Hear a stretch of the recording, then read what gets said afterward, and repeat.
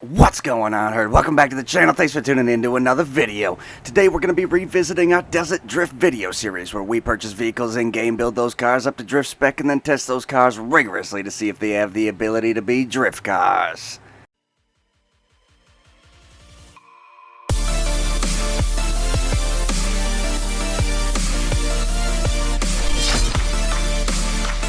An interesting one today definitely is, as we get this Comet, and this was one of the Comets, this is like one of the cars that I didn't even really believe they were going to add, just because how many Comets are they going to add into this game? We get the original Comet, then we get the Comet Retro, and then we get the Safari Comet, now we got the Comet SR. I thought for sure this was going to be some all-wheel drive vehicle, and it's not. It's a rear-wheel drive sports car, actually, believe it or not. It's not even a supercar. I figured for sure if it wasn't going to be all-wheel drive, it was going to be some type of a supercar, and neither. I was just wrong after wrong after wrong. So we're going to be bringing this bad boy into the Los Santos Customs. Now, I'm going to be handling this one in a similar fashion to the last one with the Karen 190Z. We're just going to put the performance upgrades in it. We're not going to do anything too crazy. If it does drift and we do decide to keep it, we'll come back and we'll put some basics in it. Well, let's see what we actually have. The bumpers, not a ton for bumper option there. So you already have the lip. You just change the color of it. And you can put the big lip on there if you want. So we're going to leave that alone. Rear bumpers. So you can paint the rear bumper. Again, that's all you can do on the rear is paint the rear bumper. I'm going to paint my rear bumper there. Get rid of the, paint the vents. So all we're doing is just painting components on this car. We need the engine, of course. I'm going to leave it stock on exhaust. I know some people get a little bit touchy on that with the driftability, but it doesn't affect it very much at all, if it does at all. Explosives, no, definitely not. Fenders, they're going to allow us to put in some flares. $900. I'll do it. Why not? Hood. Just going to leave the roof alone for right now, I think. I think I'm going to paint the skirts, primary on the skirts. Spoiler. Oh, look at the traction. That's not good. That is a not good. We're going to go no spoiler just with the hopes. Look at, that's not good. That's traction down there is not good. We'll go all the way down. Sport suspension, transmission, turbo. Wheels. Now, there's dispute in wheels, but I'm just going to go with my muscles because they are going to be likely the slipperiest on the block. But like I said, there's dispute. You're entitled to your own opinion, of course. I'm going to run the revolvers, same ones I got on my Retro. Hopes for this vehicle were really just shot out of the sky. We're still flying, but we're like, we could be crash landing here. Windows, we'll do a little bit of some dark smoke on there. Respray, do we want to keep it red? I don't see why we don't just keep it red. We might as well. Still check out the respray, though. Keeping it red. Alright, so this is going to do it for our build. We didn't end up actually putting the build in. There's not a crazy amount of upgrades, customizations to this thing. There is still some spin out, but it's got that grip factor. It's all the way up in the traction, so I kind of was right. I wasn't right. I wasn't right at all, but I was on the right general feeling that they were going to do something fishy with this car. The lights are a little silly looking to me too, but hey, that's just my opinion. Let's go and bring this thing to the track. That's all we can really do. The Comet Retro already has a lot of traction, and it's pretty, 4.5 bars. This one's maxed out. We are going to be taking it back to the Havasu school course here. Just seems to be a well-rounded course to test these vehicles on. So we're going to have to figure out, does this thing stance? I'm just going to go with the traditional stance off the bat. Usually this is the problem child wheel. Let's try that again. Yeah, it was just the game. Let's stance the other side of the rear to make sure we can stance it normally. I'd say that just to be safe, really aim a little bit more traditionally lower on that driver's side rear wheel than you would normally do, but that's about it. And you might not even need to do that. Like I said, sometimes the game just gets a little silly on you.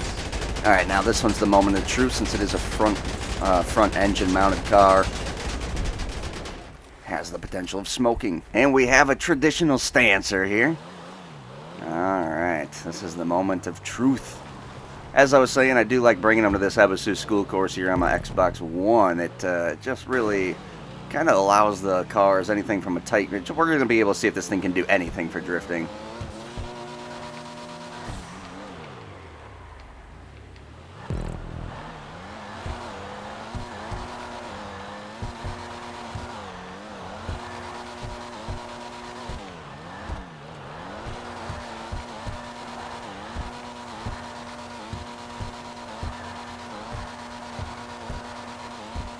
That single gear drift's alright.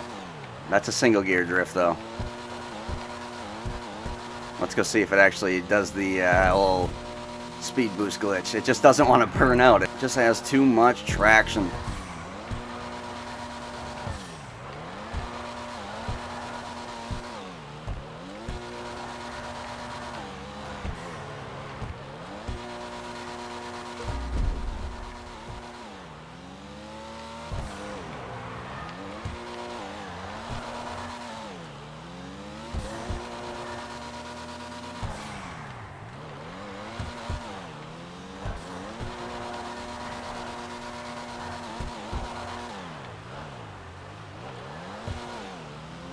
Alright, I feel pretty safe with saying this is not going to be a drifter at all. It's not going to be a drifter for Season 2. In Season 1, we could have maybe given it a single gear grade. As I said, let's go back to the single gear drifting style.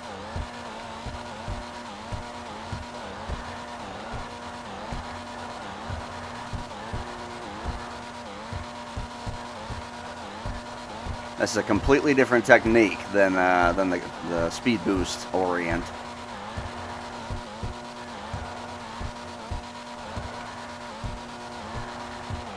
The problem is if you use this technique to try to go link this track, it looks like crap. I'll show you. Well, you can't even really do it. It just is not going to look good.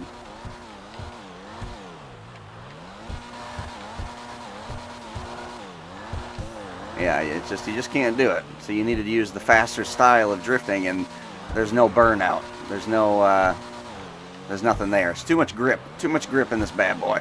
So I knew it was going to be something. I knew they were trying to make like the performance, the high-end performance. I think all of us knew that.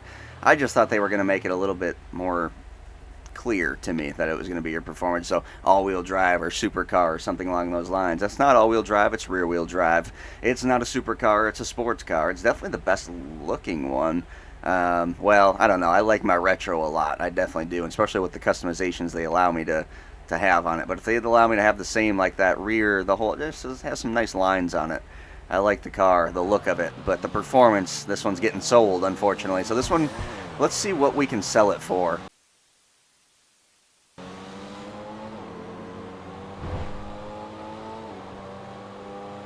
See how this thing performs out here on the road while we take it back to the old Los Santos Customs to sell away. So this thing costs $1.14 million. And I want to say that I put, it was, I don't know, I feel pretty comfortable saying I put less than 200,000 into it. 50,000 for the turbo, 40,000, and 40,000 is like 130, and I didn't do anything for, I feel pretty comfortable if we were under that 200,000 mark. So let's say that we paid 1.3, 1.35. Well, 200,000, yeah, I guess right around the 1.3, 1.35 million mark, right around in that area. So we're going to see what we get out of this vehicle when we're going to resell it. I mean, I know GTA doesn't keep this in account, but we have probably about 13 miles on this car, and we'll see how much, we'll see how much they deteriorate our value here. Obviously, there's no point in me keeping this car. I'm not, you know, like, this is probably a decent race car in all reality. That's what your ticket's going to be with this car. Going out and racing, circuit races, street racing, all that good stuff. Here for the magic touch? I'm not here for the magic touch. I'm here for the magic sale. So we're getting screwed by, I mean, we're getting screwed by a good $500,000 right now. At least $450,000. But we got to do it. No point in holding this car for just to be held up in stock. So that one's going to do it for this one. I cannot give that a grade, guys. Like I said, maybe if it was in Season 1 and we were single gear drifting, but even then, I don't think that thing would score the best of the best. But again, I haven't single gear drifted in probably pretty close to 4 months. It was time for me back then to just reform the channel and kind of get us going in the more competitive. And that vehicle that we just sold back there is not going to cut it. So I cannot give it a score. It does not drift, ladies and gentlemen. Do not spend your money on it. However, I feel like we did still cover a good amount of information here to make it a beneficial video. Save you guys some money ultimately, but also show you that there's not a lot for customizations for this car. If you're trying to get it for a drift car, do not waste your money. If you're thinking about it for something else, then maybe it's something you can think about, but it still looks like it was a high-end vehicle in the price range for what it was giving. in return. But for sports cars, I don't know. Maybe it's the fastest sports car on the block now. Who really knows? I don't really pay attention to that stuff. But appreciate y'all tuning in, liking, commenting, subscribing, sharing the videos. If you're sharing the videos, if you're not sharing the videos, please share the videos. That is ultimately what helps this channel grow and reach new people. As always, guys, hope you all stay happy, stay positive, and we will definitely speak to you next time.